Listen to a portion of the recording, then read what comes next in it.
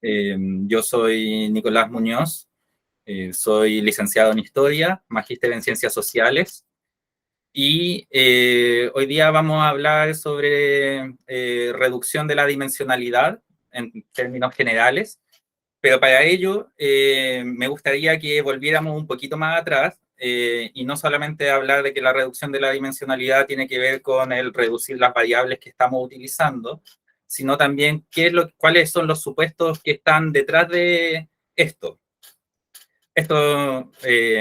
Vamos a volver un poquito a la teoría de que uno ve en estadística 1, en métodos cuantitativos 1, y vamos a avanzar rápidamente hacia todos los procesos derivados de esto.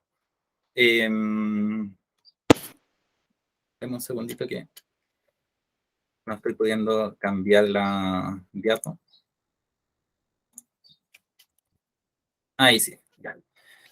Bueno, como les decía, vamos a volver atrás en nuestros conocimientos que vimos en algún momento mientras estudiábamos el pregrado, muchos, algún diplomado, algún curso incluso aquí mismo con los chicos de Estación Las Tarrias.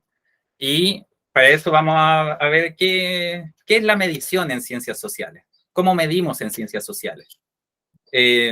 Porque no necesariamente es algo obvio, a pesar de que uno lo da por sentado cuando utiliza métodos cuantitativos.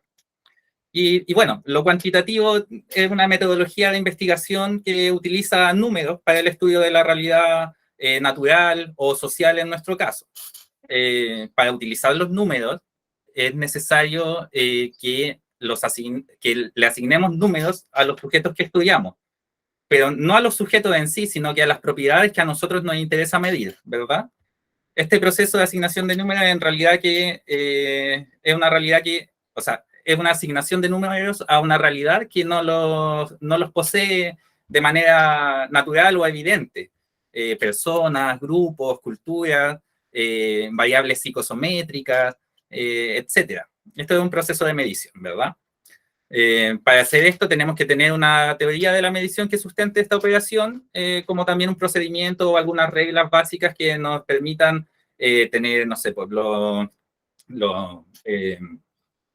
la base de la reproductibilidad del método, dejar constancia de qué es lo que estamos utilizando y en el fondo disponer de todos los procedimientos de producción de información que produzcan datos que son fácilmente transformables en números.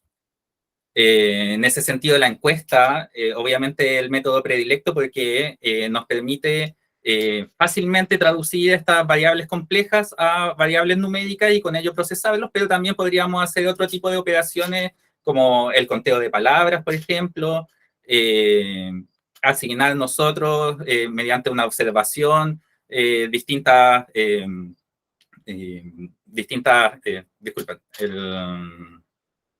se me fue el concepto, disculpen.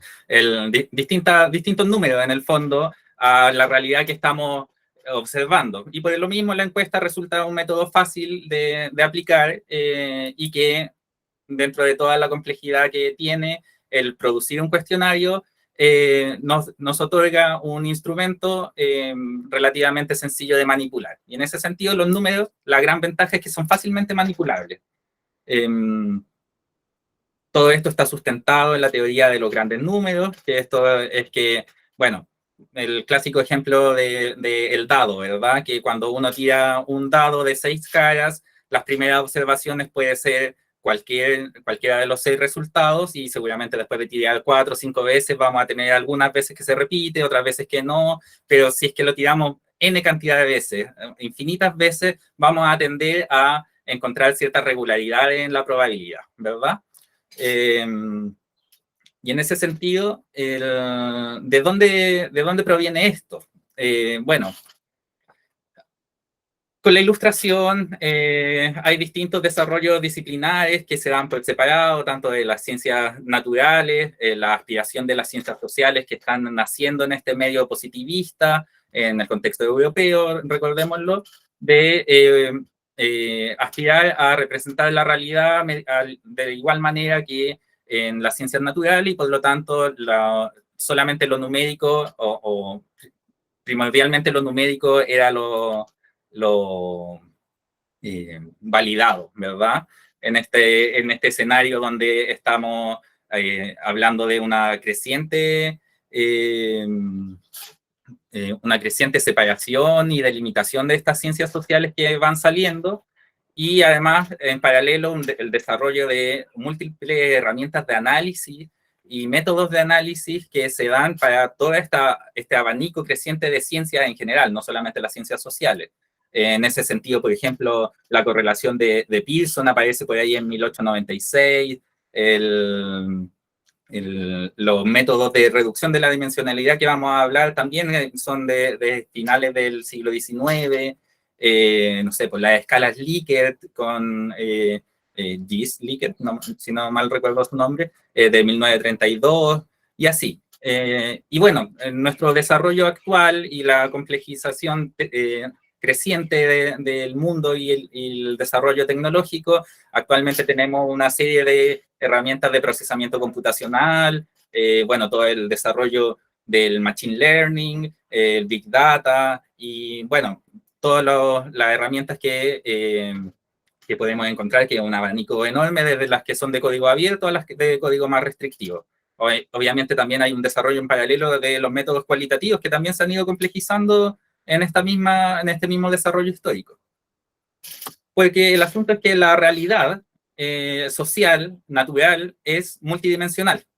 Y en este sentido, cuando utilizamos los números porque hacen más fácil el análisis de cierto tipo de investigaciones, es porque son simples, nos permiten llevar un orden, distancia entre ellos, y en el fondo lo que estamos haciendo, como les decía muy a la rápida recién, que estamos reemplazando las propiedades, las variables que nos interesan investigar por números, precisamente para poder operar sobre ellas, ver cómo se comportan cuando las ponemos a prueba mediante los distintos tipos de procesamiento que estemos utilizando. Las propiedades que estemos estudiando, por tanto, deben ser lo más simple y distinguible entre sí, porque si es que empezamos a añadir una y otra variable, muchas veces vamos a encontrar que estamos recopilando la información sobre una misma variable, pero en sus distintas dimensiones, ¿cierto? O sea que hay que hacer un esfuerzo de codificar esta realidad compleja en una serie de propiedades simples, distinguibles entre sí, delimitarlas conceptualmente y luego instrumentalmente mediante, como decía, el método predilecto, el cuestionario, ¿verdad? Vamos a asumir también que al hacer esta delimitación no estamos perdiendo lo esencial de la propiedad, sino que estamos capturando al menos la información más relevante que nos interesa. Y en ese sentido, siempre es bueno recordar que en ciencias sociales nunca jamás medimos objetivamente, sino que delimitamos teóricamente lo que estamos estudiando. Esto también se aplica a las ciencias naturales, pero ahí ese otro debate que yo no me voy a meter en este momento. Pero siempre que estemos haciendo una operación analítica, estamos delimitando teóricamente lo que vamos a estudiar, ¿verdad? Y en ese sentido, la gracia de los análisis cuantitativos es que implican, después de esto, reconstruir la realidad mediante una serie de procesamientos matemáticos.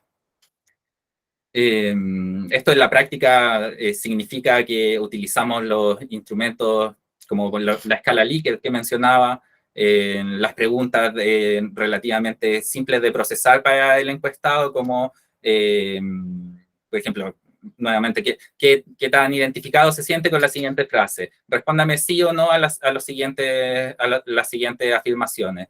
¿Qué tan de acuerdo está con la siguiente afirmación? Etcétera. Así, una serie de cuestionarios de 50, 100 preguntas que le vamos y le aplicamos a una persona que en ese momento, antes de que nosotros lleguemos con el cuestionario, no necesariamente está pensando en estas cosas. Entonces, además, cuando nosotros preguntamos, estamos llevando a cabo un proceso de cristalización en el usuario o en el sujeto estudiado.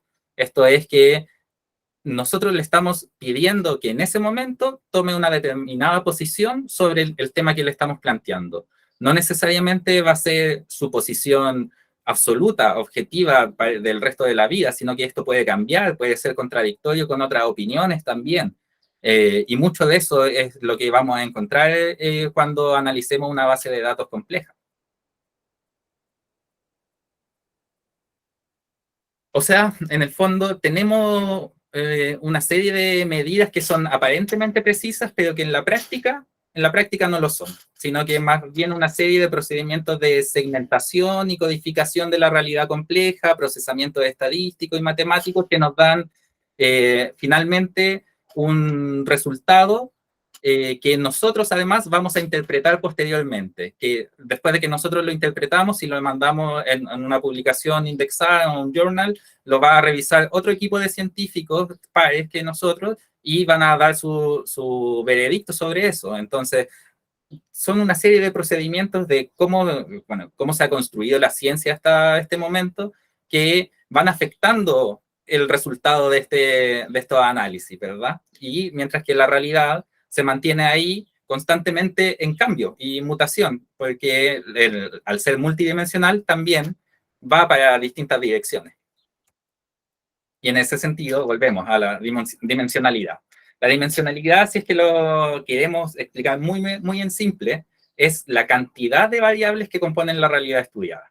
El ejemplo más simple que se me ocurrió para explicar esto eran las tres dimensiones que componen nuestra realidad espacial, que son el alto, el ancho y el largo, ¿verdad?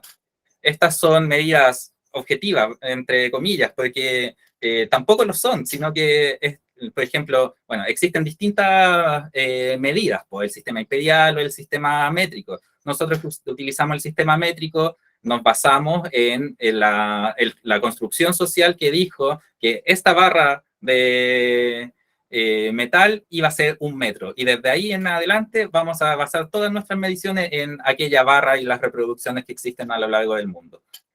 Eh, por lo tanto, tampoco es una medición objetiva. La objetividad se la damos nosotros como sociedad, porque hay una construcción social al respecto, ¿verdad?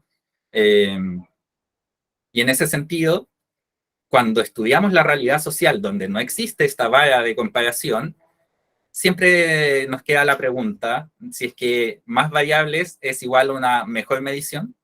Y yo diría que va a depender del caso porque hay veces que no podemos reducir tanto la realidad. Eh, hasta hace algunos pocos años solamente se preguntaba en los cuestionarios por el sexo registral de la persona, masculino o femenino. Luego se incorporó el no, prefiere no responder. Y actualmente los cuestionarios, más bien, si es que preguntan por sexo, lo hacen, pero aparte se está preguntando por género, ¿verdad? Porque la sociedad va avanzando en distintas direcciones y en ese sentido también es necesario ir incorporando en nuestros propios instrumentos este mismo tipo de avances.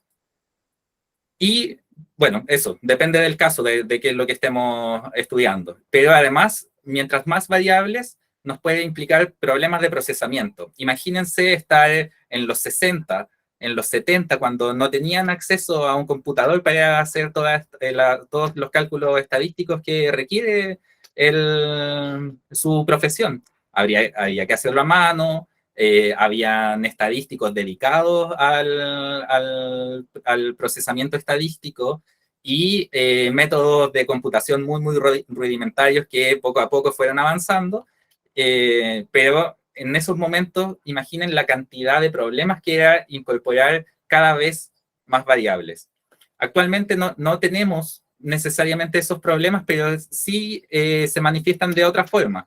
Por ejemplo, en los modelos de Machine Learning, mientras más variables le entreguemos a nuestro experimento, más difícil va a ser que se procese la totalidad de la información y por lo tanto podemos tener el computador andando, no sé, una semana antes de tener resultados en los modelos más complejos, un mes.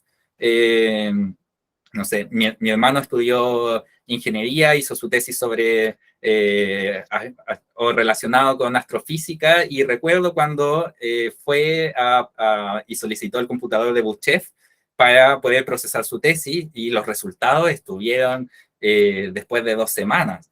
O sea, Yo no me imagino teniendo esa cantidad de información que procesar, porque, bueno, los análisis que uno realiza desde las ciencias sociales es posible realizarlo en un computador de casa, ojalá que tenga buena memoria RAM, buen procesador para que no se demore tanto, pero en el fondo no nos va a llevar más allá de, no sé, quizá un par de minutos. Si es que le metemos muchas, muchas, muchas y cada vez más variables, más se va a demorar. Eh, y por lo tanto, también es necesario llevar esto a algún ejemplo un poquito más práctico. Por ejemplo, la variable pobreza. Hasta hace unos años, la pobreza se medía únicamente por la medición de ingresos que había eh, desarrollado disculpen, no recuerdo si el Fondo Monetario Internacional o el Banco Mundial, una de las dos, si no me equivoco, el Banco Mundial, que en el fondo esta medición de pobreza extrema, tener menos de $1 al día, pobreza o el umbral de pobreza a los $2 al día, y en el fondo era una pobreza unidimensional, porque solamente nos estábamos viendo, o sea, solamente nos estábamos enfocando en los ingresos per cápita. La versión más compleja de esto era ingresos por hogar per cápita. Pero últimamente, desde el PNUD, se acuñó el término de la pobreza multidimensional, que esto en el fondo incorpora dimensiones de bienestar y de vulnerabilidad también, como para complejizar este tipo de análisis y complejizar los indicadores que estamos utilizando. Y en ese sentido, la pobreza multidimensional tiene 3 dimensiones, las cuales son salud, educación y nivel de vida, pero además cada una de ellas tiene algunos componentes propios, como salud tiene nutrición y mortalidad, educación, escolaridad y asistencia, y nivel de vida ya tiene un poquito más de que es combustible, saneamiento, agua potable, electricidad, vivienda, activos financieros, etcétera. Y en ese sentido, si es que lo llevamos a un nivel de la medición de las variables que están detrás de estos constructos, en la pobreza de ingresos, claramente tenemos variables observables.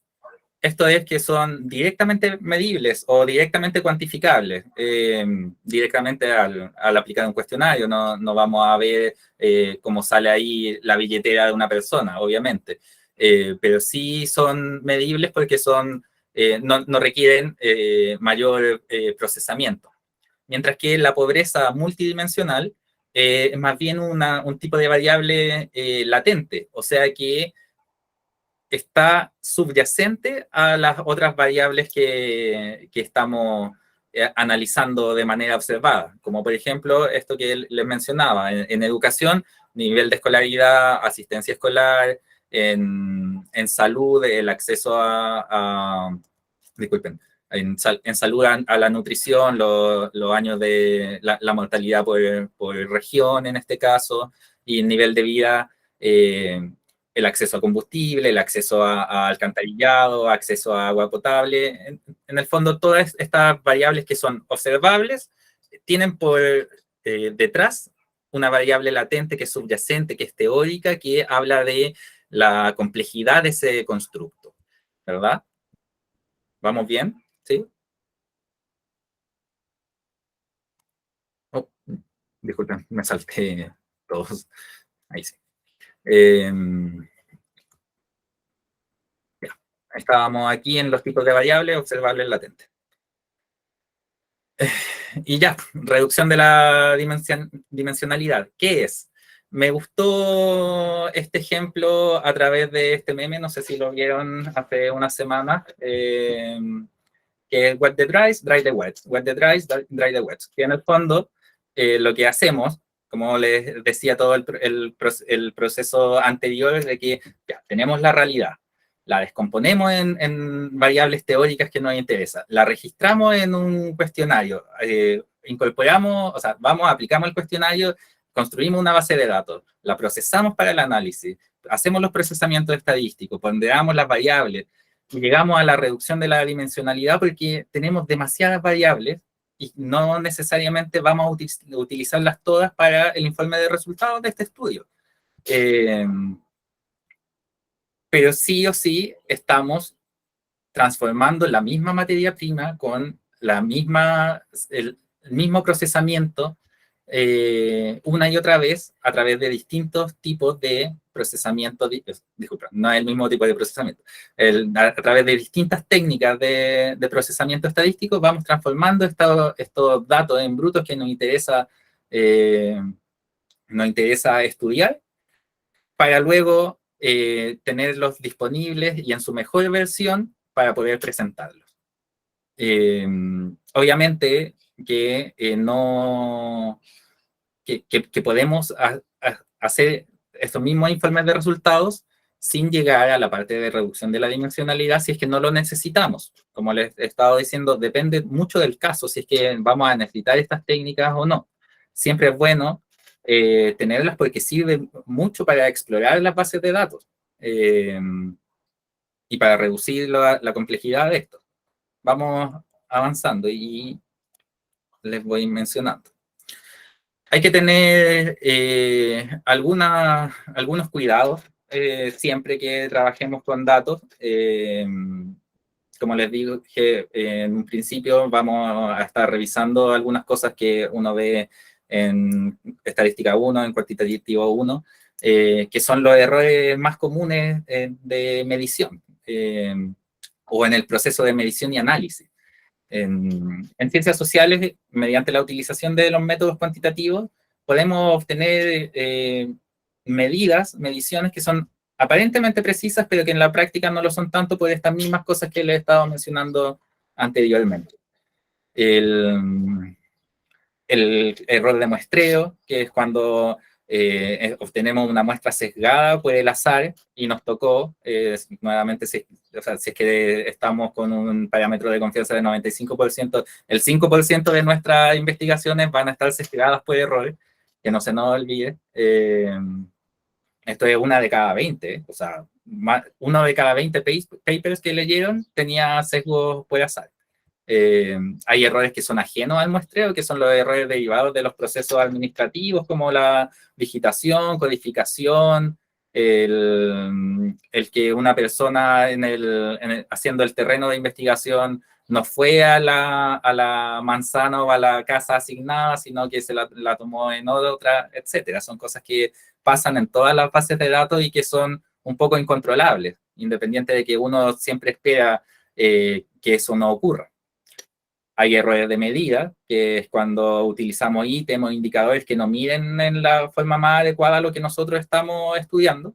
Y hay errores de estimación también, que son aquellos derivados de las fluctuaciones del proceso de estimación, porque tenemos información limitada sobre la realidad compleja, multidimensional, infinitamente dimensional que estamos estudiando, ¿verdad?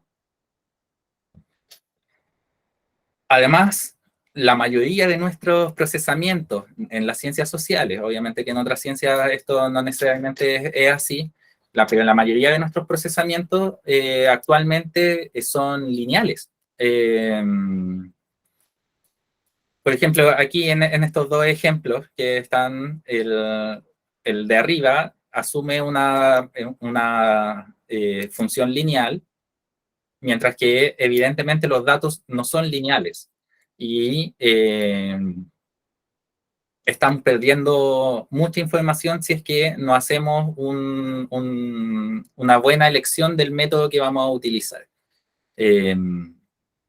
Para ello hay una serie de procesamientos de exploración de los datos, preprocesamiento, etcétera, recodificaciones incluso si es necesario. Y bueno, tenemos funciones de distinto tipo, funciones lineales, como les decía, funciones cuadráticas, cúbicas, de raíz cuadrada, logarítmica, y para todas ellas hay que adaptar nuestros procesamientos, nuestras técnicas de estimación de lo que estamos estudiando para que se adapten a los datos y no viceversa. Nosotros no tenemos que adaptar los datos a la técnica que vamos a utilizar. Y bueno, existen distintas técnicas, aquí solamente puse algunas distintas técnicas de reducción de la dimensionalidad, claro. Bueno, entre las técnicas lineales que vamos a revisar tanto ahora como en el curso, nos vamos a enfocar en el análisis de componentes principales y el análisis factorial. Pero bueno, también existe el análisis discriminante de línea, que se basa en encontrar una combinación de rasgos que separan dos o más sujetos y que sirve como un clasificador lineal. Están las técnicas no lineales, como la escala multidimensional, que sirve para tomar la preferencia y percepciones de los encuestados y representar un diagrama visual. Un mapeo de características isométricas, que es una proyección similar al escalamiento multidimensional, pero que en el fondo lo que hace es mantener la distancia más corta entre los puntos de una curva y, bueno, etcétera, la incrustación localmente lineal, y hay una serie de otros procesamientos que no mencioné aquí, solamente por reducir la dimensionalidad de lo que estamos revisando, ¿verdad? Hasta ahí todo bien, antes de entrar propiamente tal a lo que... Uy, se me salió. Eh, ahí sí. Antes de pasar al otro, ¿sí? ¿Todo bien? Ok.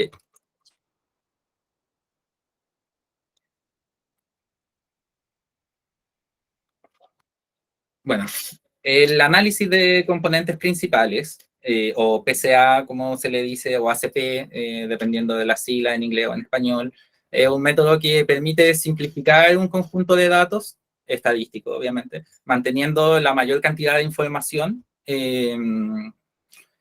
O sea que nos permite encontrar una serie de componentes o factores subyacentes que permiten explicar aproximadamente, sin perder tanta información, lo mismo que las variables originales.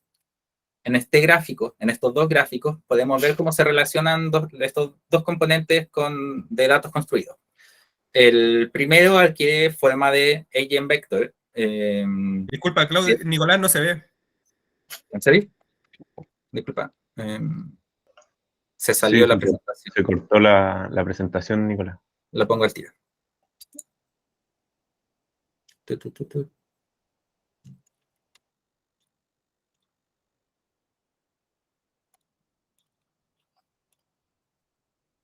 ¿Ahí? Sí, muchas gracias. Ya, súper.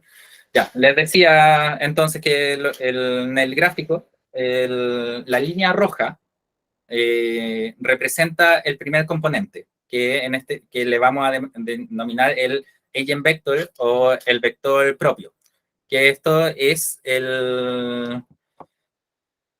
un tipo especial de vector que al ser multiplicado, o sea, o operado, porque también se puede sumar, restar o dividir, nos va a dar el equivalente lineal en el mismo espacio.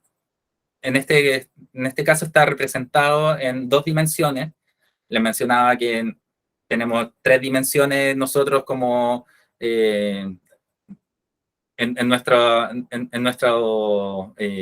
software, en nuestro hardware de persona, en la que estamos acostumbrados, las tres dimensiones de alto, ancho y espacio, pero estamos hablando de espacios que pueden ser multidimensionales. Y por lo tanto, una de las grandes ventajas del componentes principales es que nos permite graficar en un espacio bidimensional. Pero de todas maneras, este eigenvector siempre va a mantener la misma constancia independiente de la cantidad de dimensiones que estemos estudiando. La línea verde, que está en perpendicular, es el segundo componente que estamos analizando en este espacio bidimensional proyectado, que sería la segunda, el segundo componente que interactúa con este primer componente principal. Y como podemos ver, existe una dispersión tanto para arriba y para abajo de la línea roja, como para los lados de la línea verde. ¿Ya? Esto nos ayuda a entender nuestros datos gráficamente de una manera que cuando nosotros, por ejemplo, si hacemos un gráfico de correlación, no necesariamente lo vamos a ver así. Le mencionaba que se les denomina eigenfactor y eigenvector, porque eigen es un sufijo que viene del alemán que es propio. Y para entenderlo más fácilmente, a mí me sirvió mucho el ejemplo gráfico de la rotación de la Tierra. La Tierra tiene un eje en el que rota sobre sí misma, ¿verdad? Este eje es constante. Entonces, en los polos podemos encontrar, o sea, de norte a sur o de sur a norte, vamos a encontrar el eigenvector.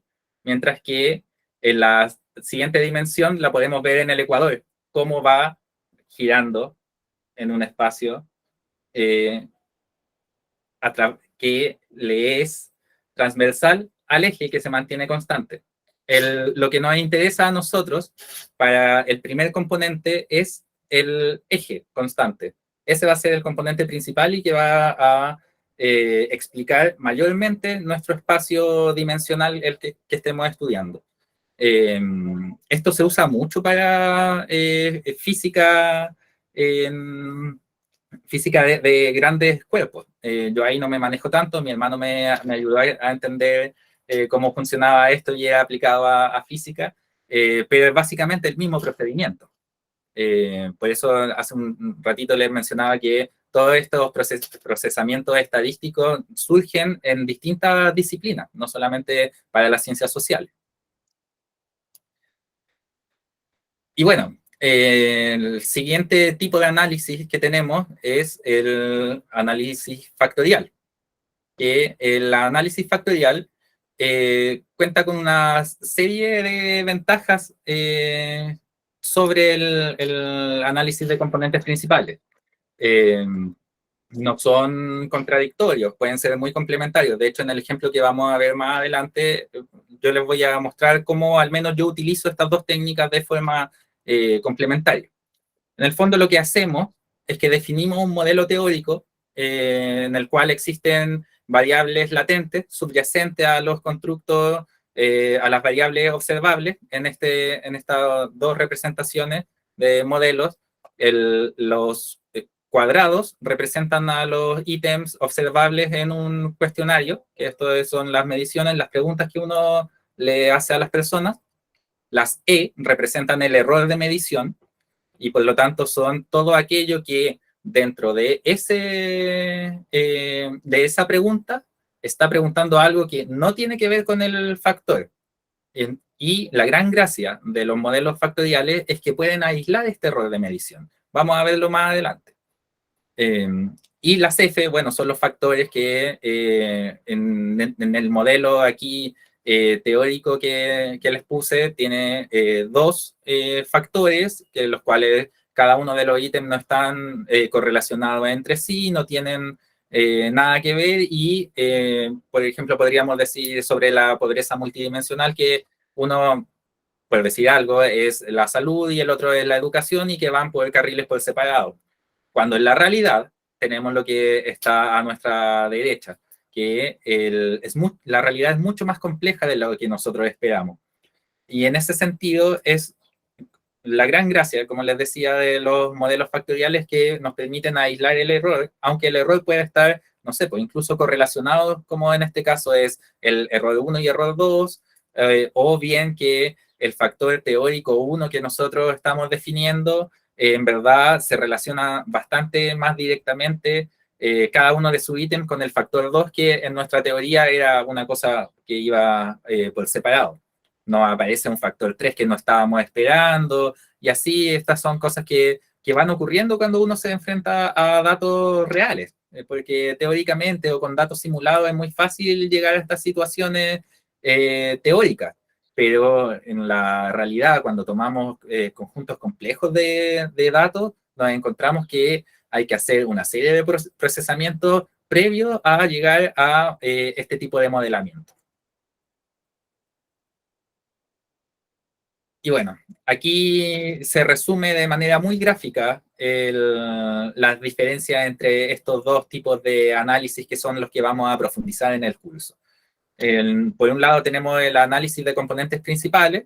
Como pueden ver, dentro de ese círculo hay azul, hay blanco o gris, y además que está todos estos cuadrados que son los ítems observables están aportando distinta varianza o distinta parte de lo que obtuvo ese ítem en el factor principal o el componente principal, disculpen. Pero como vemos, incorporan el error. El error vendría a ser lo que queda ahí en gris en este ítem, en estos ítems cuadrados. Entonces, el análisis de componentes principales lleva este error al componente principal. El análisis factorial, por su lado, lo puede aislar y por lo tanto la variable latente que nosotros vamos a construir queda así solita, sin el error de medición. Y es muy interesante porque además nos permite saber con exactitud cuánto error de medición estamos teniendo por cada ítem y por el factor al final. En el fondo, la gran diferencia entre ambos es que el análisis de componentes principales asume que las variables construyen el componente, mientras que el análisis factorial asume que existen las variables latentes y que a través de este procesamiento estadístico podemos reconstruirla, porque nuestra variable teórica es lo que nos dicta al final la construcción del cuestionario y no al revés. ¿Sí? Y bueno, tengo un ejemplo, tengo una base de datos, les voy a compartir este link. Si es que alguien quiere ir realizando el análisis conmigo, los dejo aquí en el chat.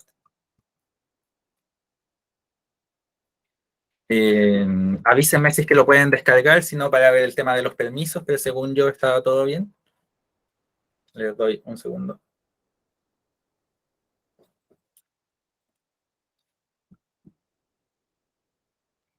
Y le vamos a poner al tiro a compartir el R.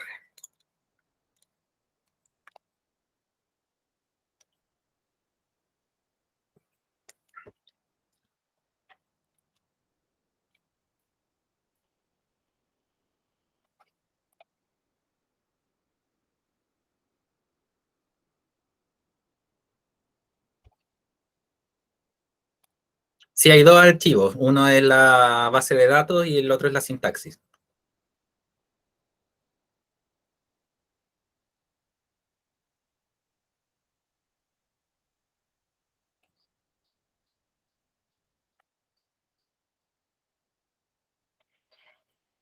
Hola, quería ver si después lo podían, por favor, pasar por el correo, porque yo ahora estoy desde el teléfono y voy a seguir la clase, voy a seguir lo que tú hagas en la computadora, pero después me gustaría tener el acceso a los datos para volver a practicar. Ahí yo se los mando a los chicos de Estación Lastarria y ellos yo creo que lo pueden reenviar. Muchísimas gracias. Bueno, les voy contando un poquito. En un principio pensé en utilizar datos simulados. De hecho, eso es lo que le había comentado a los chicos de Estación Lastarria, pero al final, cuando estaba preparando, me di cuenta que era mucho mejor utilizar datos reales. Precisamente por esto que les mencionaba, que con datos simulados uno puede conseguir los indicadores de ajuste que uno espera, o bien los modelos que salgan cuasi perfectos. Y la realidad social nunca es así. Entonces lo que hice es que tomé una base de datos que a mí me gusta harto, que la he trabajado anteriormente también, que es la base de datos del estudio Desiguales del PNUD del año 2016 en Chile. Esta base de datos quedó disponible, si no me equivoco, el año 2017. Hay un manual de las variables y escogí, bueno, sobre esa base tomé una muestra porque había hecho el procesamiento con los 2.600 casos y en verdad los gráficos que me salieron estaban sobresaturados de casos y era muy difícil de demostrar. Entonces le hice un aleatorio simple y me quedaron 335 casos, 13 variables, ahí me equivoqué, tengo escrito 15, pero son 13 variables. Toda esta ya le hice el preprocesamiento para ponerle las etiquetas, los datos, los missing, los datos faltantes, etcétera. Entonces está, y además está estandarizada, precisamente como para evitar los problemas de interpretación, pero en general estas técnicas, las librerías que aparecen aquí también permiten tanto utilizar datos no estandarizados como algunos que estén estandarizados. Bueno, entonces cargamos nuestra base de datos, le vamos al resumen y a la dimensionalidad, podemos ver esto mismo que les mencionaba. La primera variable es tramo de ingreso, precisamente porque les ponía el ejemplo de la pobreza medida en términos de ingreso. Esta variable fue construida por los autores del estudio, no es directamente la cantidad el ingreso monetario, sino que está hecho con un ponderador como para que todos los tramos de ingreso estén ajustados en base a la cantidad de personas en el hogar del sujeto que respondió. Bueno, la segunda variable es sexo, región, posición política, nivel educacional, y luego viene una serie de preguntas que se les pregunta sobre la percepción sobre la desigualdad en distintas dimensiones. Si no me equivoco, la pregunta es, ¿cuán considera usted que es Chile, o sea, cuán desigual considera usted que es Chile en relación a las regiones, en relación al ingreso, en relación al poder, a la desigualdad de trato, a la desigualdad de oportunidades, desigualdades en salud, desigualdades en educación? Y bueno, la última variable es un factor o sea, es una edad, es la edad de las personas, pero está factorizado en tramos de edad, para no tener la variable numérica simplemente. Y cuando vemos la dimensionalidad acá abajo, vemos que tiene dos dimensiones, porque así se guardan los conjuntos de datos aquí. En el fondo son las 335 observaciones y las 13 variables que les mencionaba. Vamos a utilizar altas librerías. Estas son todas las que utilicé para crear el ejemplo. Puede que haya alguna que, por ejemplo, Tdiverse, no me acuerdo si es que finalmente la utilicé, pero ya la dejé ahí por si acaso. Entonces las cargamos. Se demora un poquito. Se imaginarán que mientras más librerías uno cargue, más lento es.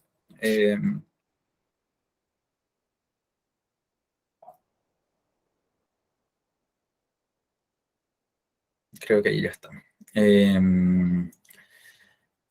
De todas maneras, el R, el base, sin cargar librerías adicionales, viene con una función que para realizar análisis de componentes principales, que es esta, prcomp. Y a esto simplemente hay que darle el conjunto de datos y en escala ponerle true, porque es importante porque normaliza los datos. En este caso podríamos haberlo omitido porque los datos ya vienen normalizados. Le damos aquí, corremos. Nos crea esto y este objeto, vamos a los nombres, si bien pueden ver que está la desviación estándar, rotación, centro y escala, y la X que es el dato mismo. En center y scale tienen la media, que en este caso está centrado en 0, y la desviación típica en 1, precisamente como para que estén estandarizados los datos. Y en rotación tiene los loadings por cada componente o los eigenvectors que les mencionaba hasta antes. El número de componentes principales siempre se corresponde con la cantidad de variables. El mínimo se saca por esta fórmula y en general es la cantidad mínima de variables. Y con esto ya podemos ver cuando damos esta fórmula, esta sintaxis, que sea results, que es el objeto que construimos con rotación, podemos ver que aquí nos construye 13 componentes principales. No vamos a utilizar los 13, no es necesario, en prácticamente ningún estudio abarcar la totalidad de las variables, sino las principales que nosotros estemos investigando, y la cantidad que utilicemos va a depender de nuestra teoría que está detrás del sustento que le da del por qué estamos haciendo esto, ¿verdad?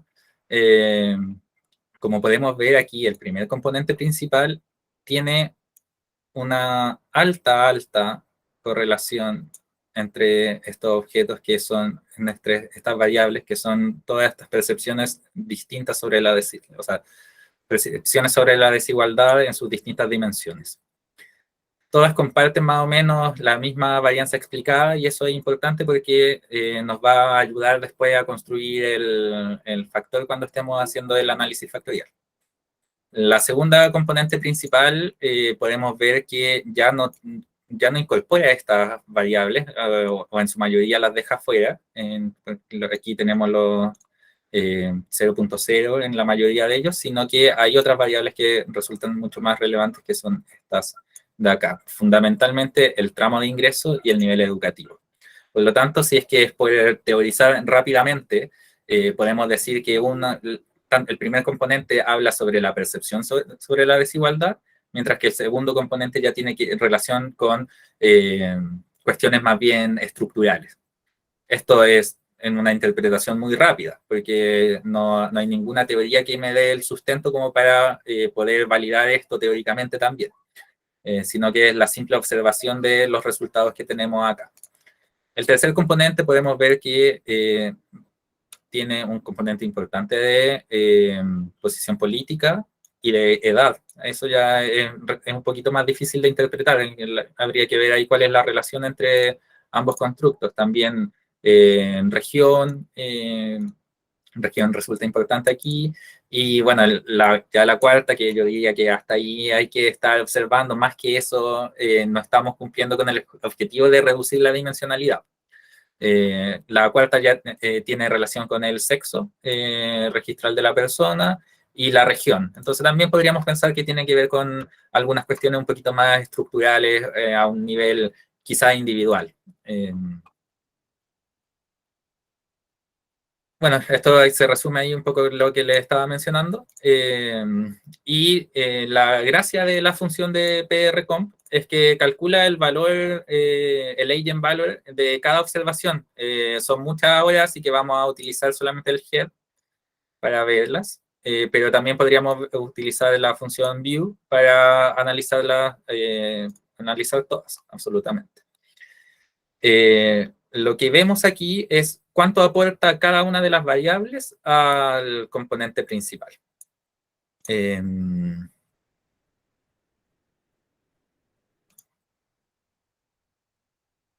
Disculpen, no cada una de las variables, cada una de las observaciones. Entonces,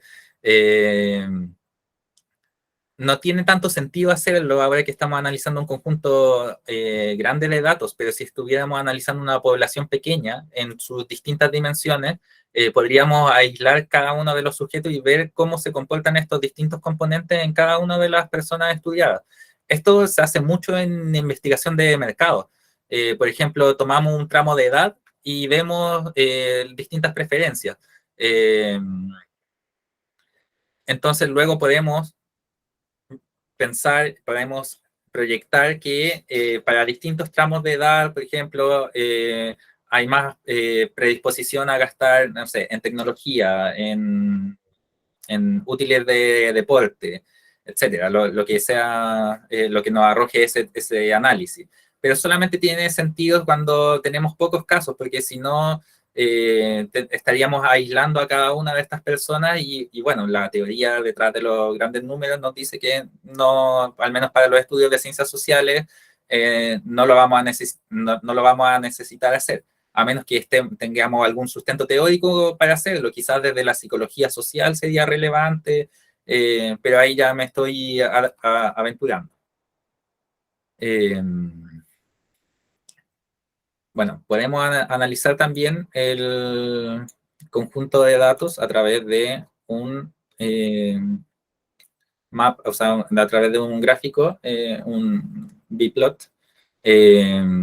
Esto está mal construido, porque siempre nos arroja este tipo de observación. Lo que tenemos que hacer es rotar esta matriz, y esto es multiplicarlo por -1 en el fondo, para que quede así. Porque este tipo de gráficos se le denomina los gráficos de reloj. Lo vamos a ver bien a continuación, no se preocupen. Como pueden ver, todos estos puntitos azules son las observaciones y los puntitos rojos son las variables. Así no se puede interpretar, así no se entiende nada, ¿verdad? Entonces, lo que vamos a hacer ahora sí, vamos a utilizar la librería de FactoMiner y FactoExtra, que son las librerías especializadas en análisis de componentes principales. Yo ya las cargué. Si es que no cargaron ustedes, carguen ahora al menos esta. Y esta tiene la función de que es esta, PCA arroba. Y esto es maravilloso porque todo lo que hicimos antes, esto lo hace automáticamente. Y además nos arroja un gráfico mucho más bonito, mucho más entendible. Y si pueden ver, en el eje de las X tenemos la dimensión 1, que está explicando el 33% de la varianza total. Y en el eje de las Y tenemos la dimensión 2 con un 17,8% de la varianza explicada. Si es que como les mencionaba, esto es un gráfico de reloj. Voy a adelantarme un poquito aquí para que se entienda. No. Ya, voy a llegar a eso para explicarlo bien, porque en ese gráfico todavía no se alcanza a ver bien. Bueno, teníamos los Eigenvalue, que como les decía son la varianza explicada de cada uno de estos componentes. Lo podemos ver ahí con el head, como para verlo aquí abajo rápidamente. Disculpen, componente 1, componente 2. Un indicador de que esté bien construido esto es que el componente 1 explique más que el componente 2 y así para abajo. Entonces, esto es para hacer una comprobación rápida y fácil. Aquí lo podemos ver en su totalidad en las 13 dimensiones. Y ahora sí, disculpe. Este es el mismo gráfico que me adelanté, y que es esta misma información, la varianza explicada de cada uno de los componentes, en un gráfico de fácil interpretación, fácil para tomar decisiones y fácil para presentar, por ejemplo, en algún informe de resultados. Aquí le podemos eliminar los porcentajes, cambiarle los colores, etc. Este está basado en todos estos gráficos del FactoMiner y FactoExtra están basados en ggplot, entonces en general utilizan las mismas nomenclaturas de la sintaxis de ggplot. También podemos extraer los resultados por variable, o sea, cuánto aporta cada variable al componente. Y como estos son datos estandarizados, es difícil ver dónde está la varianza, o sea, cuánto sería la varianza acumulada, pero si vemos la misma tendencia que sacamos con el PCComp de recién. Todas las percepciones de desigualdad, el tramo de ingreso está ahí explicando más, etc. No vamos a ahondar ahí, que lo vamos a ver gráficamente.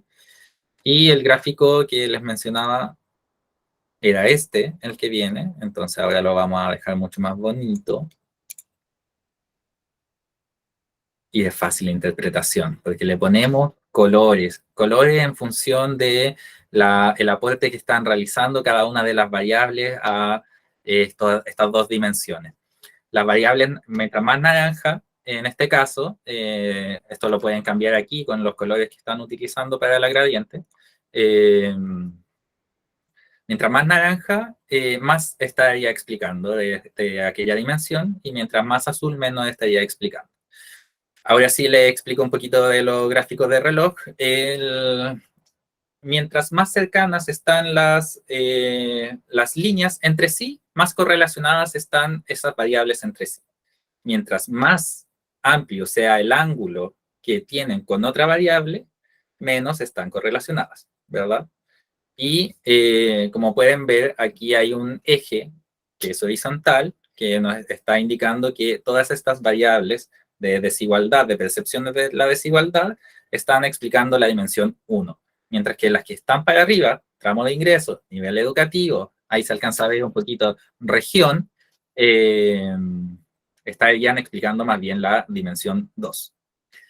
Como les decía hace un rato, el análisis de componentes principales asume que las variables son las que construyen el factor. Las variables son las que construyen estas dimensiones, no al revés. Y además podemos utilizar esta sintaxis para ver esto mismo, pero en un gráfico de barras, de fácil interpretación, fácil de poner en cualquier tipo de informe de investigación. Y para justificar, por ejemplo, el reducir o eliminar algunas variables si es que es necesario. Aquí en Access, vamos viendo cada una de las dimensiones. La primera, como decíamos, son más bien las percepciones de la desigualdad. La segunda tiene que ver con esto, el tramo de ingreso, el nivel educativo, región, posición política, un poquito más estructural, por decirlo así.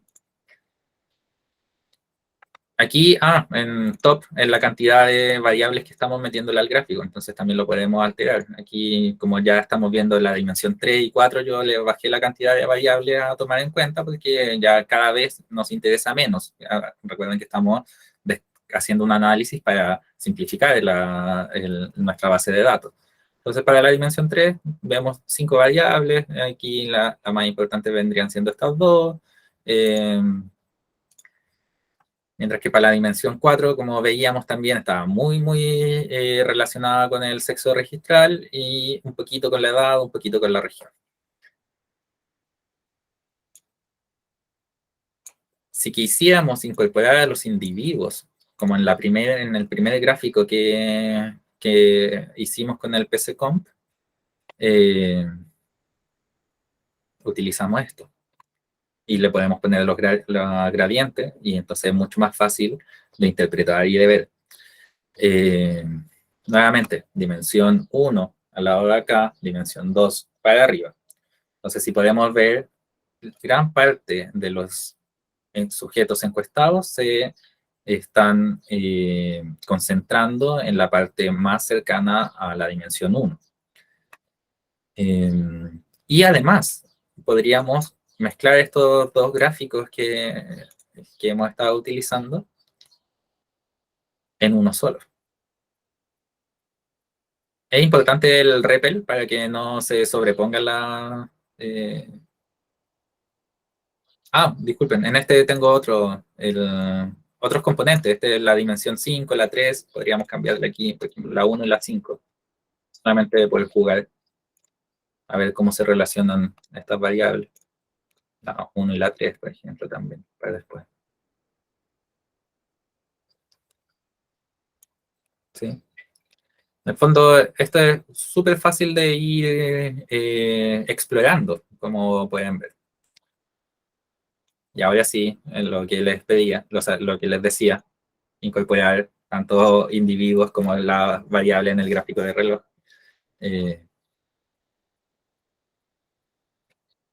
Y ahí nos vuelve a salir feo, con puntos negros que no se alcanzan a entender. Entonces le ponemos el color mediante la misma sintaxis, las gradientes que estábamos utilizando antes.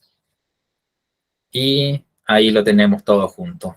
Si es que queremos eliminar alguna de las variables ya que ya vimos que no nos están aportando, volvemos a la parte donde definimos el modelo o eliminamos de la base de datos simplemente, o bien creamos una nueva base de datos sin las variables que menos nos están aportando y con eso simplificamos la interpretación. Y además, hay otra cosa que podemos hacer, cuando tomamos todo esto. Esta instrucción primera es básicamente volver a repetir esto, pero si se fijan aquí, creamos un objeto. Entonces después lo ponemos ahí, aquí mismo, para que haga el gráfico de elipses. Esto nuevamente es súper bueno cuando tenemos pocos casos o pocas variables involucradas. Por eso aquí yo les puse la de sexo y no otras. Aquí en Abiliage, no sé cómo se pronuncia eso, disculpen, le estamos cambiando la variable sobre la cual aplica las elipses, que esto en el fondo la agrupación que nos arroja. Si ven, si es que utilizamos una variable con más alternativas de respuesta, se nos complejiza la interpretación de esto. Entonces, si lo dejamos al menos por este ejercicio, con la variable sobre sexo, nos arroja dos elipses que en el fondo aquí se sobreponen, por lo tanto, tanto para la dimensión 1 como la 2 no es relevante el sexo de la persona. Nuevamente, en estudios de mercado esto es súper bueno porque agrupa o puede arrojar perfiles distintos de personas. Cuando nosotros vamos jugando y ajustando los datos, o sea, las instrucciones que le damos al programa para que nos construya perfiles de usuarios de nuestro interés. Aquí, por ejemplo, en esta instrucción se le entrega la paleta de colores que tiene que tener tantos colores como variables vayamos a utilizar en la construcción de la elipse. Aquí utiliza solamente 2, pero hay 10 colores disponibles porque hay algunas alternativas de respuesta que tienen 10 alternativas. O sea, algunas variables que tienen 10 alternativas de respuesta. Bueno, como pudimos ver, existe una alta correlación entre las percepciones de la desigualdad. Entonces, teniendo ese dato, ¿qué es lo que a mí se me ocurre que podemos hacer? Es que tomamos todas esas variables y vemos si es que es posible construir un factor. No es llegar y construir un factor sobre un conjunto de datos. Para eso tenemos que hacer una serie de preprocesamiento y de corroboración de que lo que estamos haciendo está metodológicamente correcto. Entonces, vamos a, en primer lugar, hacer una matriz de correlaciones policódicas. Para eso se utiliza la librería Polycorp. Y lo que hace esto es que asume que una correlación policódica asume que detrás del constructo observable, en la medición del ítem, existe una variable latente continua. Y por lo tanto hace una serie de estimaciones a ver si es que es posible encontrar esta variable subyacente. Como podemos ver, evidentemente aquí entre estas percepciones de la desigualdad existe una alta correlación. Y también aquí abajo de este triángulo, que entre tramo de ingreso, región y nivel educativo podemos encontrar otro factor que podría ser relevante. Entonces, en este mapa de color estamos corroborando en el fondo que todas las variables relacionadas con la percepción de la desigualdad tienen una alta correlación entre sí. Esto ya lo habíamos visto, pero de todas maneras siempre es buen procedimiento realizar esta comprobación. Y entonces lo que vamos a hacer es convertir estas 7 variables observadas en una variable latente. Primero que nada, construimos un objeto con la selección de la base de datos, únicamente incorporando estas percepciones de la desigualdad. Y ya, corroboremos, porque si es que tenemos la herramienta ahí para corroborar, mejor tomar todas las precauciones del caso. Y aquí lo vemos mucho más claramente cuando delimitamos la base de datos solamente a esto. Y además vamos a tener que descartar la hipótesis nula, que como podemos ver acá abajo nos arroja un resultado a la menos 50, a la menos 64, por lo tanto es un 0,0000000, y lo que significa que podemos rechazar la hipótesis nula, ¿verdad? Entonces, una vez que hacemos esto, además, muchas veces estas pruebas tienen, son muy sensibles a la cantidad de observaciones. Entonces, es bueno utilizar hartas pruebas para, que son complementarias para corroborar que estamos construyendo una variable latente que existe en la realidad. Y para eso vamos a hacer la prueba de KMO, que son 3 personas que desarrollaron este estadístico, y lo que hace es ver la correlación dentro de, en esta matriz de correlaciones policóricas. Y en este caso tenemos un 0,87, que es súper bueno.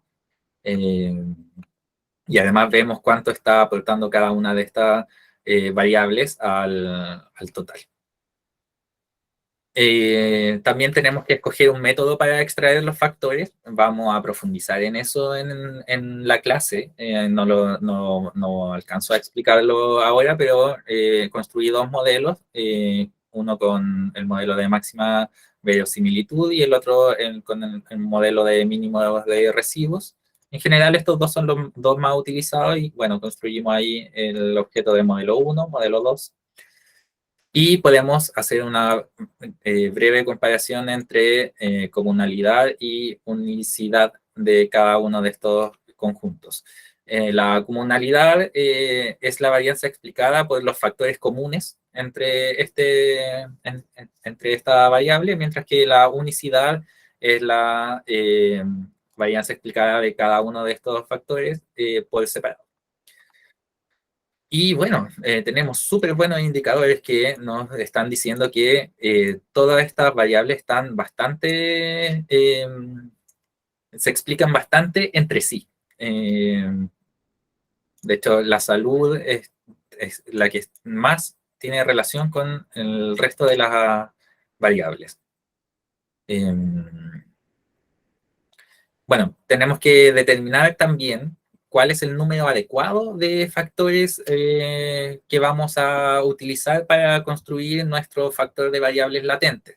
Esto puede omitirse si es que uno tiene una teoría fuerte que dé el sustento como para decir que, no sé, no necesitamos 3 factores, sino que solamente uno, porque nuestra teoría nos dice que esta variable latente se compone de uno solo. Pero bueno, siempre es bueno el corroborar estadísticamente también esto, y para esto tenemos un análisis en paralelo, que lo que hace es reproducir la matriz de correlaciones y ver si es que es posible encontrar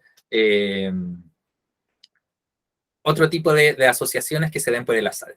Aquí uno tiene que designar el número de observaciones para procesar esto, y yo le puse 200 porque es lo que viene por defecto en general, pero podríamos hacer que reproduzca la matriz completa,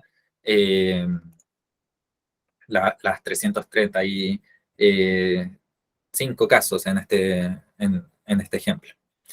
Y bueno, este primer gráfico nos arroja que buena parte de lo explicado se explica por un factor.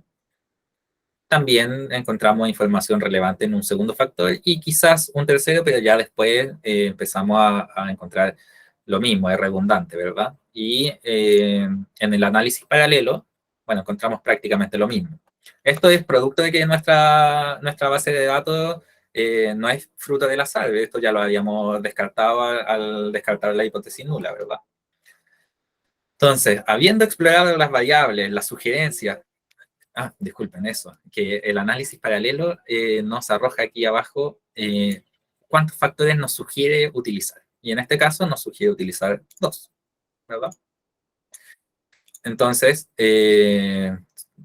exploramos las variables, las sugerencias de los análisis y pasamos a rotar la matriz. Lo que se hace al rotar la matriz es que, como este es un espacio multidimensional, va a intentar reproducir rotando los eigenvalues en torno a un solo agent vector en un espacio multidimensional construido estadísticamente para estos fines a través de una serie de procesos de iteración. Y hay distintas formas de hacer esta rotación. En general se utilizan estas cuatro. La que más se utiliza es esta, el de máxima variabilidad. Y todas estas dependen del tipo de datos que estemos utilizando. No vamos a ahondar sobre eso porque ya me queda un poquito tiempo, pero cada una de ellas nos arroja un gráfico distinto. Promax, Qualtimax, Varimax y ninguna. Como les decía, nos vamos a quedar con la Varimax porque es la que más se utiliza y la que mejor me funcionó para construir este ejemplo.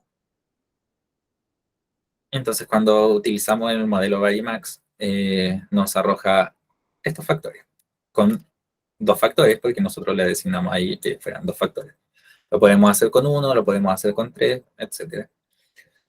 Y ahora recién vamos a utilizar la librería Laban, que es esta que está especializada en análisis factorial. Me estoy quedando sin luz. No sé.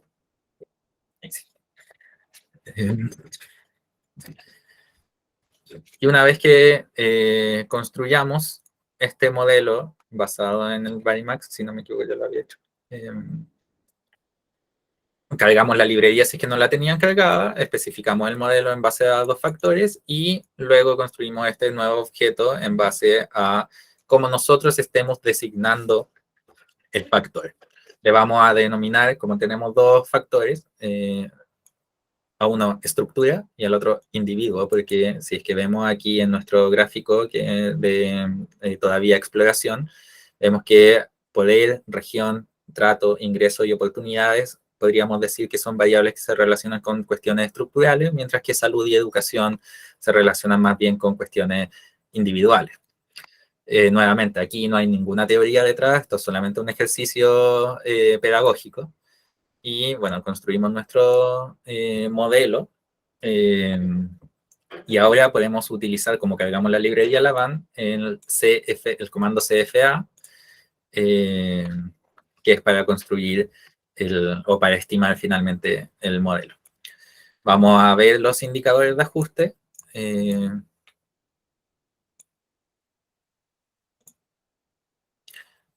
Construimos el objeto y ahora sí lo vemos con el resumen. Y aquí tenemos una serie de parámetros e indicadores que es necesario tomar en cuenta. En primer lugar, podemos ver que aquí en chi cuadrado, nuevamente descartamos hipótesis nula. El valor P, descartamos hipótesis nula. Aquí tenemos dos indicadores que son muy importantes, que se les denomina los indicadores de bondad porque tienen que mantenerse lo más cercanos a 1 posible. En este caso estamos en 0,96 y 0,94, lo cual es súper bueno, pero en general deberían mantenerse sobre 0,85. Depende ahí mucho de la disciplina en la que estemos escribiendo, del journal al que estemos enviando nuestro estudio y para qué estemos haciendo esto nuevamente. Y además podemos ver otro tipo de indicadores como el RMCA y el SRMR, disculpen, los cuales también utilizan prueba de hipótesis nula y por lo tanto deben mantenerse en valores sobre 0,05. Nuevamente aquí estamos bien. Y luego tenemos aquí cómo se construyó este factor de variable latente, en donde al factor de estructura, la dimensión de poder está aportando 0,8, dimensión de región 0,6, la dimensión de trato 0,8, etcétera, y así para abajo, mientras que al individuo o al factor sobre individuo estamos viendo en educación que aporta 0,81 y 0,85.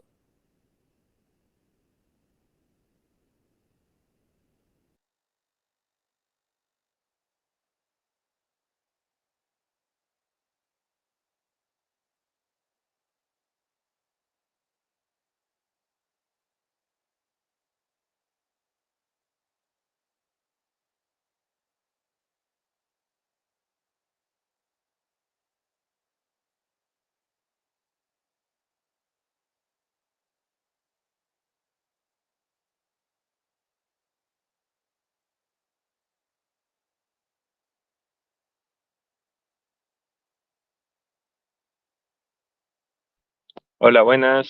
Al parecer se cayó Nicolás. Vamos a esperar a ver si se reintegra a la reunión. Les pido paciencia.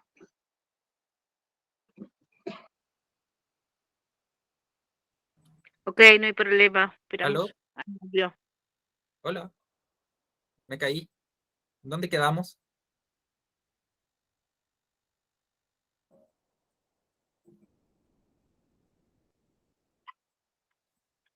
¿Aló? Estábamos viendo cómo aportaba cada una de las variables a los Súper. componentes. Ahí. Ya, disculpen, yo seguía hablando, no, que no me di cuenta que me había caído. Estábamos Mm. entonces aquí, ¿verdad? Y revisando esto. Cada una de las... ¿cuánto aporta cada una de las variables a estos componentes? A estos factores. Lo que les decía es que por ejemplo, 0,8 que está aportando la percepción de desigualdades de poder, tiene su contraparte para llegar a 1, ¿verdad? Que sería el máximo porque esto está estandarizado.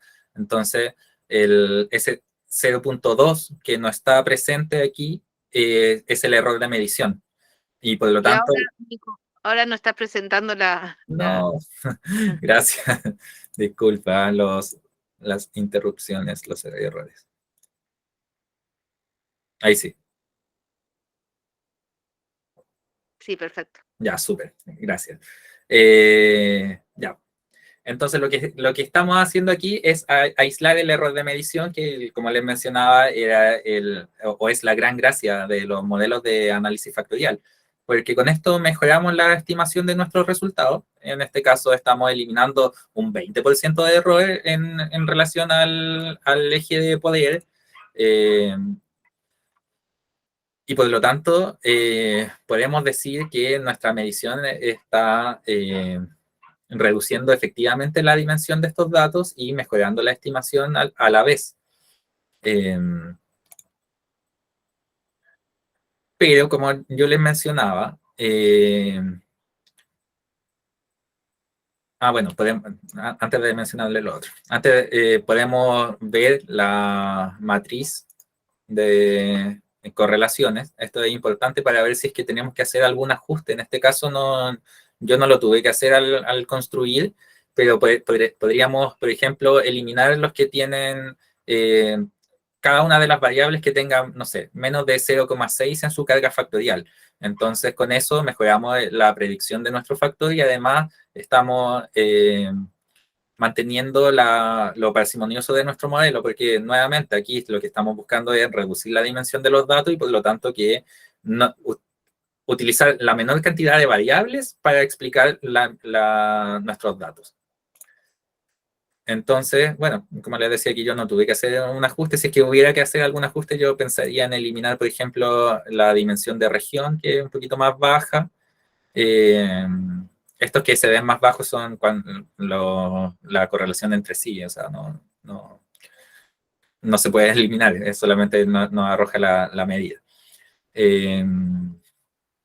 Sí, yo diría que si es que hay que hacer algún ajuste, sería como eliminar esta, la de región, pero en este caso no lo vamos a hacer, sino que teóricamente a mí me hace más sentido que esto sea un modelo de un solo factor, no que tenga dos factores.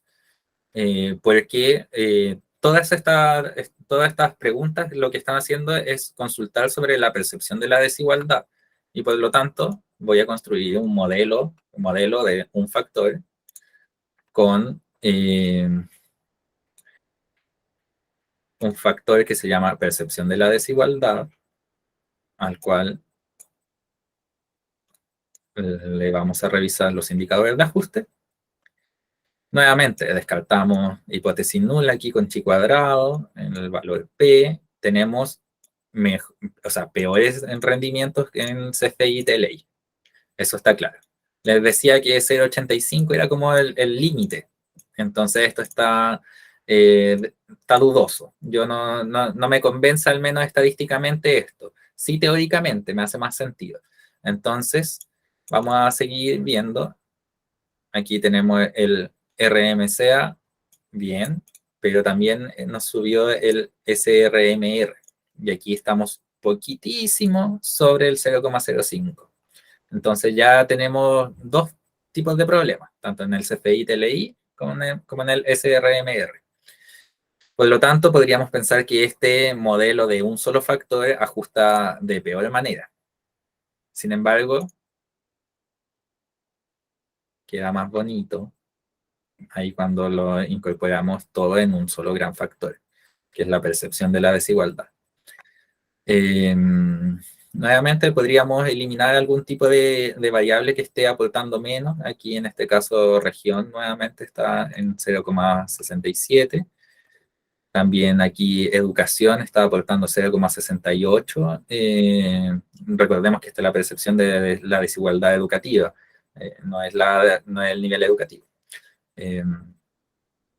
Entonces, claro, tiene peores rendimientos estadísticos, pero si es que, aún así se encuentran dentro de los parámetros que son aceptables. Por lo tanto, este factor, esta variable latente que acabamos de construir, nosotros no la vamos a presentar así como así, sino que esto lo construimos precisamente para poder utilizarlo en otro tipo de procesamiento.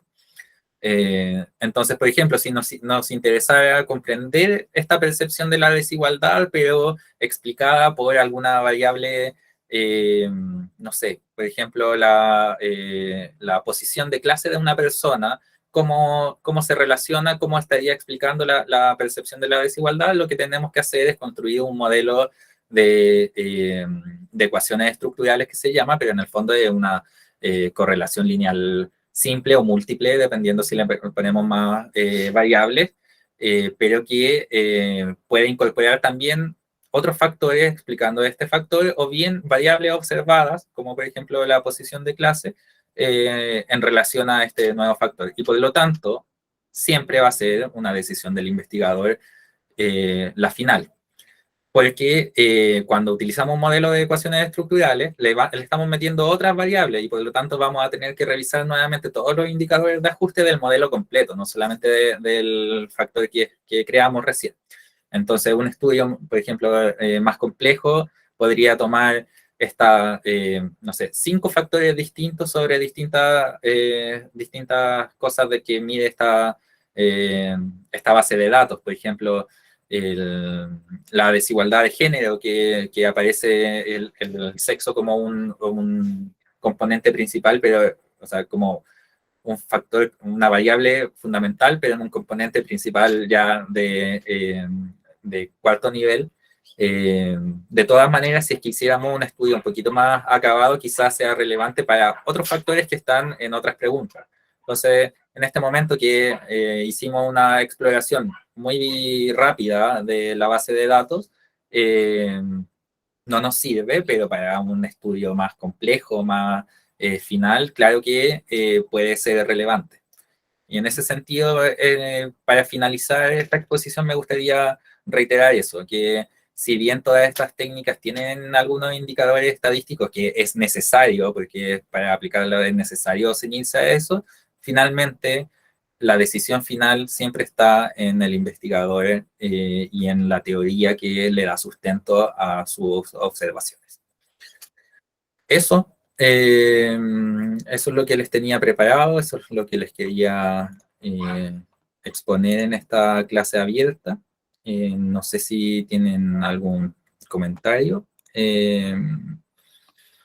Como me caí, perdí todo el chat anterior, no sé si es que habían dejado alguna pregunta, lo lamento. Pero quedo atento.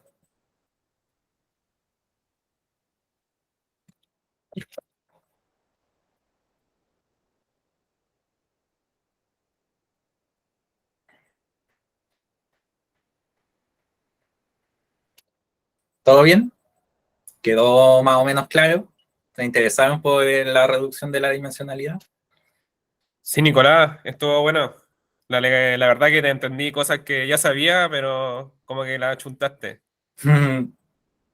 Y la verdad que yo así igual he ocupado PSA, me diste así como las medias ideas para saber ocuparlo como de otra forma. Súper, bacán. Esa es la idea. Y, De y hecho, la en duda que el- me quedó sí que si yo, por ejemplo, si tuviera un dataset y en una parte tuviera puras cosas numéricas, Ujú, ya yo trabajo como en minería. ujú, Y en la otra parte tuviera así como, no sé, etiquetas que me dijeran sobre accidentes de personas, ¿cachai? ujú. Si yo pudiera como fusionar estos dos, tanto lo numérico como en un modelo y esto como carácter, yo creo que ahí sería bien holístico el desarrollo. Lo que tendrías que hacer es transformar tus variables de características en variables numéricas y para eso tiene que haber algún tipo de sentido, no sé, orden, por último, distancia entre ellas, por ejemplo, eh, o bien si es que son simplemente categóricas, preocuparse de que estén cumpliendo con los supuestos teóricos que están detrás de esto. Para el PCA en específico te pide que sean variables numéricas. Entonces tendrías que transformarlas y ver que eso no altere el dato en sí. Para eso puedes hacer algunos preprocesamientos, explorar las variables bien y en la medida de que sigan explicando lo mismo, no habría ningún problema. Si no, hay otros procesamientos que se pueden utilizar que, bueno, habría ahí que ahondar. En este momento no recuerdo los nombres, pero si te interesa, incluso me puedes mandar un correo y ahí lo podemos ver. Ya, muchas gracias, Nicolás. De verdad que muy buena clase. Ya, sí. Muchas gracias. Estoy caído en las lucas, pero estuvo buena la clase. Ojalá que se pueda repetir el curso más adelante también, porque dependiendo de cómo resulte ahora, yo me imagino que vamos a tener algún tipo de conversación con los chicos de Estación Las Tarrias. Eh, Esta es mi primera clase que hago con ellos, tanto abierta como en los cursos más formales. No, pero muchas gracias, estuvo muy bueno. Súper, muchas gracias. Éxito ahí en todo. Gracias. Y no sé si es que alguien más tuviera alguna otra duda, si Nicolás, está abierto.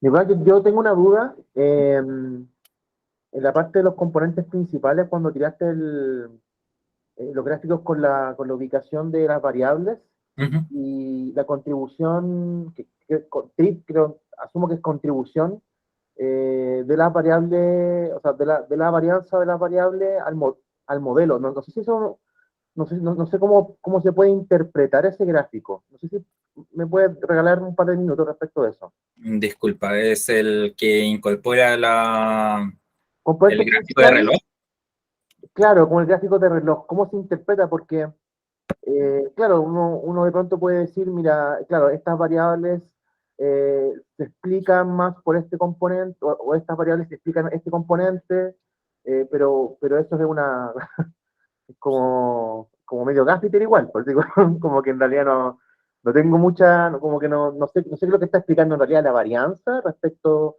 de lo que aporta cada variable al modelo. Al Eh, componente. Sí, lo que tenemos es que tenemos unas variables así y otras así, sí, ¿verdad? sí, Todas las que están más cerca, no sé, voy a poner mis dedos ahí. Todos estos claro. dedos estarían más cercanos entre sí, por lo tanto están mucho más correlacionados entre sí y a la vez explicando mucho más la dimensión que tenemos al lado de acá. Mientras que la que está más bien perpendicular a ellas Sí. estaría explicando la otra dimensión y todas las variables que están relacionadas, o sea, en esta otra zona. Y todas estas están mucho más correlacionadas. Claro, es la varianza explicada de todas estas variables a la dimensión. A la dimensión. Sí, sí, a la dimensión. A la dimensión, o sea, ya, claro. Al componente, en definitiva. Claro, al componente. Ya, perfecto. Bacán. Gracias. De nada. Para yo, Nicolás, también te digo que me fue muy claro todo lo que explicaste, te agradezco mucho. Y o sea, por ejemplo, cuando vos trabajaste solamente ¿se podría trabajar o tiene sentido trabajar, por ejemplo, con esas 7 preguntas que se abren sobre variabilidad, sobre desigualdad y crear un solo puntaje que sea percepción de la desigualdad, haciendo con esas 7 variables un análisis factorial y tomar solamente el primer factor, que va a salir solamente uno, ¿no? A ver, lo que me refiero es que eso es cuando vos al final hiciste el modelo más simple que no te gustaba tanto, que salían todas las desigualdades, Ujú. todas las percepciones, puntuando a un solo factor. Eso podría ser mi constructo sobre percepción de desigualdad, esos factores que les haría 0,67 para uno, o sea, Ujú. Sí, sería claro. como o sea, yo podría hacer mi análisis factorial solamente para para una batería y ver cómo puntúa cada uno.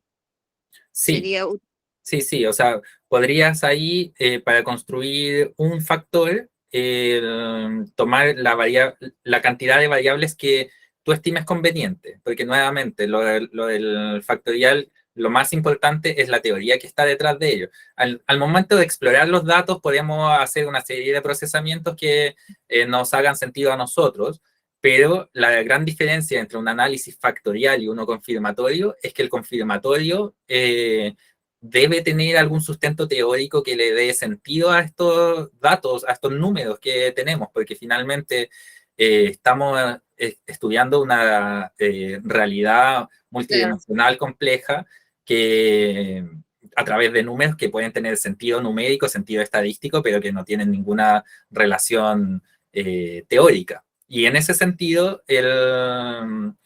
lo que uno hace o uno hacía tradicionalmente era un índice sumativo, un índice ponderado, claro, que vendría a cumplir esta misma función, solamente que ahí le estamos incorporando errores.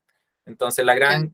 como les decía, la gracia del análisis factorial es que dejamos fuera el error, eh, y con Mm, eso mejoramos la estimación de lo que de lo que necesitemos.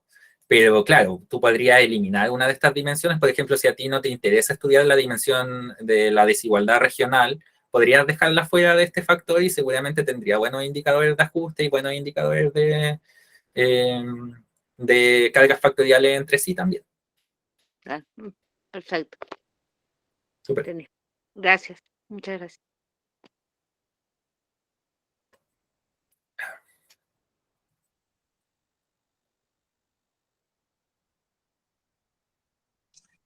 Bueno, súper. Bueno, chicos y chicas, agradecer a Nicolás por la presentación e invitarlo a todos a revisar los contenidos del curso que va a ofrecer Nicolás a partir del próximo martes con nosotros. Está todo en nuestra página web, www.estacionlastarria.cl. Y nada, muchas gracias Nicolás por tu tiempo y esta presentación que estuvo muy, muy buena. Muchas gracias a ustedes por la invitación nuevamente, tanto a hacer la clase abierta como a dictar el curso. Muy motivado para la próxima semana y ojalá que también se puedan inscribir, compartir esta clase y todo. Así que muchas gracias. Gracias, gracias. Bueno, vamos Gracias. a cerrar la sesión. Muchas gracias a todos por participar. Que esté muy bien. Chao, chicos. Chao, chao. Hasta luego. Hasta luego, gracias.